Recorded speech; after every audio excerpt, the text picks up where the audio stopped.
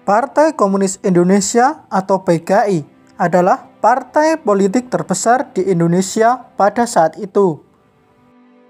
Partai tersebut sempat eksis sebelum dibubarkan di akhir pemerintahan Presiden Soekarno. PKI sempat menjadi partai pemenang nomor 4 pada pemilu tahun 1955.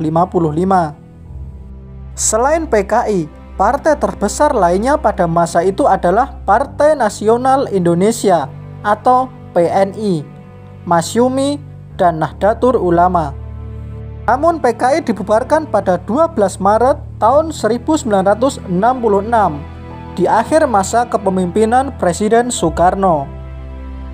Presiden Soekarno kemudian diberhentikan sebagai presiden pada 22 Juni tahun 1966 dalam sidang umum ke MPRS.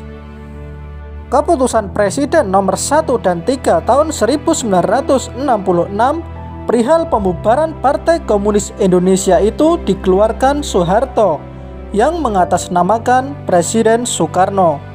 Isi keputusan itu merupakan pembubaran Partai Komunis Indonesia termasuk bagian-bagian organisasinya dari tingkat pusat sampai ke daerah beserta semua organisasi yang seasah, berlindung, dan bernaung di bawahnya. Saat itu, Soeharto menyatakan PKI sebagai organisasi terlarang di seluruh wilayah kekuasaan negara Republik Indonesia. Lalu apa alasan pembubaran dan pelarangan Partai Komunis itu? Pada hari Senin 14 Maret 1966, keputusan presiden tersebut dikeluarkan dengan memperhatikan hasil pemeriksaan serta putusan Mahkamah Militer Luar Biasa terhadap tokoh-tokoh PKI yang dituduh terlibat dalam peristiwa Gerakan 30 September.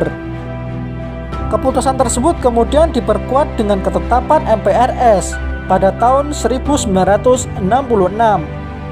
Langkah tersebut merupakan kebijakan pertama Soeharto setelah menerima surat perintah 11 Maret sebagai upaya mengendalikan stabilitas negara.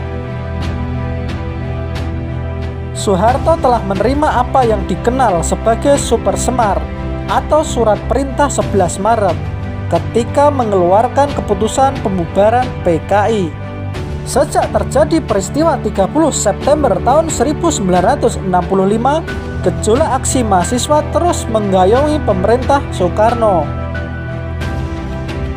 Sebelum dikeluarkannya keputusan Presiden nomor 1 dan 3 1966, Soekarno mestinya memimpin rapat kabinet di Istana Merdeka pada 11 Maret 1966. Tetapi saat itu kemudian ia segera pergi meninggalkan tempat. Lalu 3 jenderal mendatangi Soekarno di Istana Bogor, yaitu Brigjen Ahmaduddin, Brigjen M. Yusuf, dan Mayan Basuki Rahmat. Pertemuan itulah yang kemudian menghasilkan surat mandat yang diberikan Soekarno kepada Letjen Soeharto selaku Menteri Panglima Angkatan Darat.